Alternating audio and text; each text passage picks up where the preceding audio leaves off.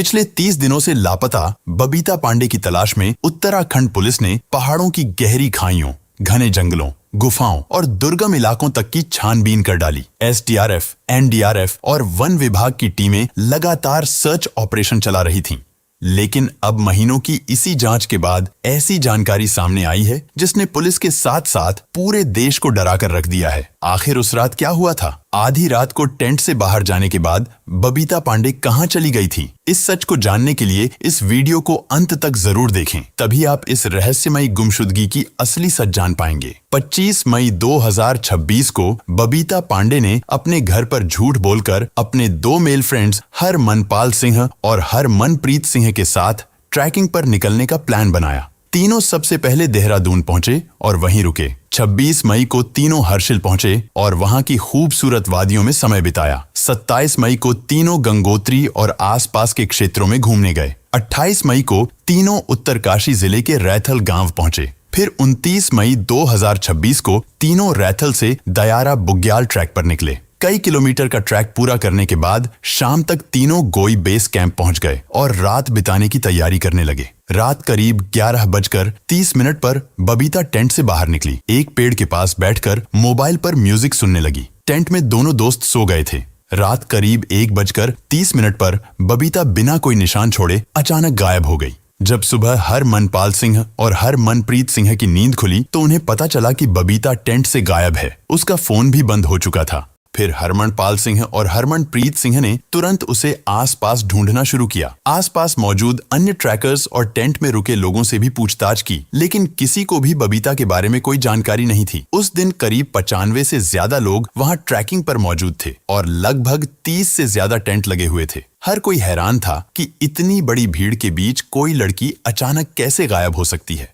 इसके बाद हरमनपाल सिंह और हरमनप्रीत सिंह ने तुरंत स्थानीय पुलिस को सूचना दी और साथ ही हरमनपाल सिंह ने बबीता की दोस्त अदिति को कॉल करके बताया कि बबीता कहीं नहीं मिल रही है। हमने हर जगह ढूंढ लिया, लेकिन उसका कोई पता नहीं चल रहा है। जब अदिति को यह जानकारी मिली तो उसने तुरंत बबीता की मां को फोन किया और बताया कि बबीता के साथ ट्रेक पर गए हरमनपाल सिंह का कॉल आया था और वह कह रहा है कि बबीता लापता है। यह सुनते ही मां के पैरों तले जमीन खिसक गई। उनका रो रो कर बुरा हाल हो गया और घर में अचानक मातम जैसा माहौल बन गया। परिवार को सबसे ज्यादा झटका इस बात से लगा कि बबीता घर से यह कहकर गई थी कि वह अपनी फीमेल फ्रेंड्स के साथ ट्रैकिंग पर जा रही है, लेकिन वह घर पर झूठ बोलकर अपने मेल फ्रेंड्स के साथ इस ट्रिप पर गई थी। बबीता के मां का रो रो कर बुरा हाल हो गया था। आनन फानन में बबीता का भाई गोई बेस कैंप दयारा बुग्याल ट्रैक पर पहुंचा और पुलिस के साथ मिलकर अपनी बहन की तलाश में जुट गया। जब बबीता पांडे गायब हुई थी तो उत्तरकाशी पुलिस प्रशासन और राज्य सरकार ने पूरे क्षेत्र में बड़े स्तर पर सर्च ऑपरेशन चलाया था, जिसमें कुल 150 से ज्यादा जवानों की टीम लगातार दिन रात काम कर रही थी। इस टीम में Uttarkashi police, SDRF, NDRF, ITBP, भारतीय सेना, वन विभाग, नेहरू इंस्टीट्यूट ऑफ माउंटेनियरिंग के एक्सपर्ट्स, एसओजी कमांडो, स्थानीय गाइड और गांव वाले शामिल थे। सर्च टीमों ने ड्रोन से पूरे जंगल की हवाई निगरानी की, स्निफर डॉग्स को मैदान में उतारा था, हेलीकॉप्टर से एरियल सर्वे किया, गोई बेस कैंप के पास स्थित गहरी झील में डीप डाइविंग टीम को उतारा था। आसपास की खाइयों, गुफाओं, घने जंगलों और 5 से 15 किलोमीटर तक के पूरे इलाके में पैदल फुट सर्च की गई। हर तरह से उसकी तलाश की जा रही थी, लेकिन इतनी गहन और गहरी तलाश के बावजूद न तो उसका कोई कपड़ा मिल रहा था, न चप्पल, न पैरों के निशान, न खून के धब्बे, न कोई सामान, न जानवर के खाने के कोई निशान और न ही उसकी लाश। इतनी गहन तलाशी के बावजूद जब कुछ भी नहीं मिला तो स्थानीय लोग दावा करने लगे कि बबीता को परियां अपने साथ ले गई होंगी। यहाँ दयारा बुग्याल और आसपास के इलाकों में परियों की कहानियां बहुत पुरानी और प्रचलित हैं। लोग कहते हैं कि इस घने जंगल और खूबसूरत बुग्याल में परियां रहती हैं जो कभी कभी सुंदर और अनुभवी लड़कियों को अपने लोक में ले जाती हैं। जब ये सब अफवाहें तेजी से फैल रही थीं, तो बबीता की मां और उसका भाई हर्षित परेशान होकर उत्तराखंड के नैनीताल के रामनगर क्षेत्र के लोकप्रिय बौखनाग देवता के पास पहुंचे। बबीता की मां ने बौखनाग देवता के पास जाकर पूजा अर्चना की, रो रो कर प्रार्थना की और अपनी बेटी की सलामती की कामना की। देवता ने पंडित के माध्यम से बताया कि आपकी बेटी जिंदा है, सुरक्षित है, वह भटक गई है, वह आप लोगों के पास आने और फोन करने से डर रही है, 2-3 महीने में वह वापस आ जाएगी। अरे आ जाएगी, जिंदा है, भटक गई है। 2-3 महीने में फोन कर। बौखनाक देवता उत्तराखंड खासकर नैनीताल और रामनगर क्षेत्र के बहुत लोकप्रिय देवता माने जाते हैं, जिनके पास लोग हर तरह की समस्याओं के समाधान के लिए जाते हैं। न्यूज चैनल से दिए गए इंटरव्यू में बबीता की मां ने भावुक होकर कहा कि बौखनाक देवता ने बताया है कि बबीता जिंदा है और सुरक्षित है। वो डर गई है, इसलिए छिपी हुई है। देवता ने आश्वासन दिया है कि 2-3 महीने बाद वो खुद फोन करके परिवार से संपर्क करेगी। अरे आ जाएगी, जिंदा है, भटक गई है, 2-3 महीने में फोन कर। वहीं बबीता के भाई हर्षित पांडे ने भी न्यूज चैनल को दिए इंटरव्यू में कहा कि बौखनाक देवता ने स्पष्ट बताया है कि बबीता जिंदा है। वीडियो वायरल होने की वजह से वो डर गई है, इसलिए अभी फोन नहीं कर रही है। अभी फिलहाल तो हमने देवता से पूछा है, उन्होंने बताया कि 3 महीने में वो खुद कॉल करेगी। वो प्रशासन के जो इतनी सोशल मीडिया पे वीडियो वायरल हो रही है, इससे डर गई है, इसलिए जो कॉल नहीं कर रही है, वो खुद कॉल करेगी। बबीता की मां ने वीडियो के माध्यम से अपनी बेटी से गुहार भी लगाई और कहा, बबीता तू जहां भी है आजा, हम तुम्हें कुछ नहीं कहेंगे। तेरे पापा की तबीयत ठीक नहीं है, हम सब बहुत परेशान हैं। मैं तो कह रही हूँ जहाँ भी है तू आजा, हम कुछ नहीं कहेंगे। कुछ लोग परिवार की अपील आजा बेटी हम कुछ नहीं कहेंगे को देखकर कह रहे हैं कि माँ पिता को अंदाजा है कि बेटी अपनी मर्जी से गई है, इसलिए बार बार रीएश्योरेंस दे रहे हैं। बबीता की मां और भाई के इन बयानों के बाद सोशल मीडिया पर लोगों ने तरह तरह के सवाल पूछने शुरू कर दिए। कोई कह रहा है कि बबीता पांडे खुद से जानबूझकर गायब हुई है। कोई कह रहा है कि वह अपने बॉयफ्रेंड के साथ भाग गई है और घर वालों के डर से फोन बंद करके छुपी हुई है। कोई कह रहा है कि लड़कियों को इतनी छूट नहीं देनी चाहिए, अकेले ट्रेकिंग पर भेजना गलत है। तमाम तरह की अफवाहें, थ्योरी और बहसें सोशल मीडिया पर छा गई हैं। कुछ लोग कह रहे हैं कि अगर वह सच में भटकी हुई होती तो इतने दिनों में कोई न कोई सुराग जरूर मिल जाता। पुलिस जांच में सामने आया कि उत्तराखंड में हाल ही में 3 बड़ी गायब होने की घटनाएं हुई हैं। चमोली जिले के वैली ऑफ फ्लावर्स में गब्बर सिंह नाम के निहंग सिख 12 जून 2026 को गायब हो गए।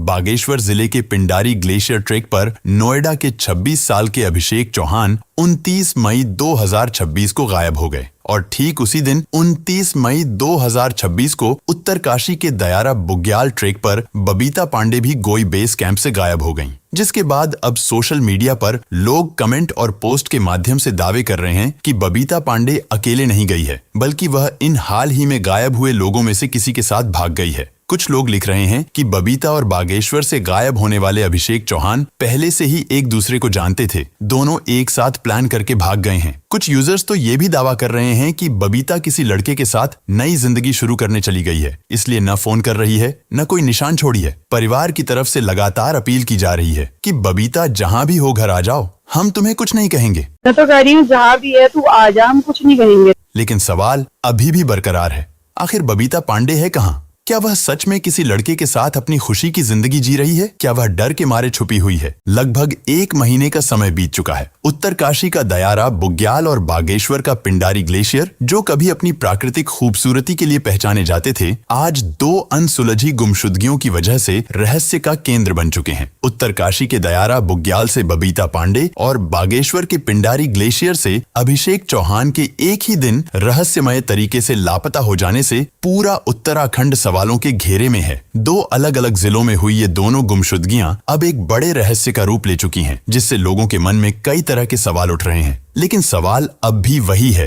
अगर यह सिर्फ एक हादसा था तो अब तक इन दोनों युवाओं का कोई सुराग क्यों नहीं मिला? और अगर इसके पीछे कोई साजिश या अपराध है तो उसका जिम्मेदार अब तक सामने क्यों नहीं आया? इसी बीच कुछ स्थानीय ग्रामीणों ने दावा किया है कि हाल के दिनों में जंगलों से भालुओं के आपस में लड़ने जैसी तेज आवाजें सुनाई देती हैं। कुछ लोगों ने खून जैसे निशान दिखाई देने की भी बात कही है। इसके बाद सोशल मीडिया पर यह चर्चा तेज हो गई कि कहीं बबीता किसी जंगली जानवर या किसी भालू का शिकार तो नहीं बनी। हालांकि अब तक पुलिस, वन विभाग या किसी भी सरकारी एजेंसी ने इस दावे की आधिकारिक पुष्टि नहीं की है। फिलहाल इसे केवल एक संभावना मानकर जांच की जा रही है। इसी कारण सर्च टीमें भालुओं की संभावित गुफाओं और प्राकृतिक आश्रय स्थलों तक भी पहुंचकर तलाशी ले रही है। अधिकारियों का कहना है कि जांच में किसी भी संभावना को नजरअंदाज नहीं किया जा सकता, इसलिए हर एंगल से जांच और सर्च ऑपरेशन जारी है। लेकिन करीब 1 महीने बाद भी बबीता पांडे का कोई सुराग न मिलना कई गंभीर सवाल खड़े करता है। क्या यह सिर्फ एक ट्रैकिंग हादसा है? क्या वह रास्ता भटक गई थी?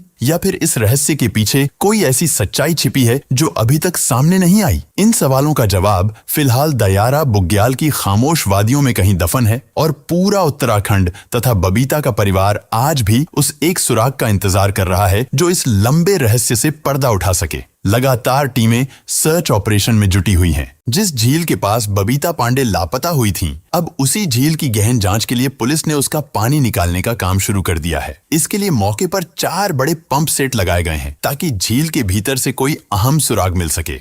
ये पूरा मामला न सिर्फ एक लड़की के गायब होने का है, बल्कि परिवार की पीड़ा, समाज की सोच, अफवाहों का बाजार और पहाड़ी इलाकों के रहस्यों का भी है। बबीता पांडे की कहानी अब पूरे देश को सोचने पर मजबूर कर रही है कि आखिर सच्चाई क्या है। क्या बबीता अपनी मर्जी से गई है? क्या बॉयफ्रेंड वाला एंगल सच है या फिर कोई और गहरा राज छुपा हुआ है? लेकिन फिलहाल पूरा देश बस यही उम्मीद कर रहा है कि बबीता पांडे जल्द से जल्द सुरक्षित घर वापस आए। आखिर कोई लड़की घर से सैकड़ों किलोमीटर दूर, बिल्कुल अनजान पहाड़ी जंगल में 90 लोगों वाले बेस कैंप में चारों तरफ घिरी हुई होकर भी बिना एक भी निशान छोड़े रातों रात इस तरह गायब कैसे हो सकती है? सैकड़ों किलोमीटर दूर उत्तरकाशी के घने जंगलों में जहां न कोई जान पहचान वाला था और न ही आसान भागने का रास्ता, वह बिना किसी तैयारी के कैसे इतनी सफाई से गायब हो सकती है? ये सब सवाल उठते ही एक ही निष्कर्ष सामने आता है, ये कोई बड़ी साजिश लगती है। साधारण हादसा या जानवर का हमला होता तो कुछ न कुछ निशान जरूर मिलता, जूते,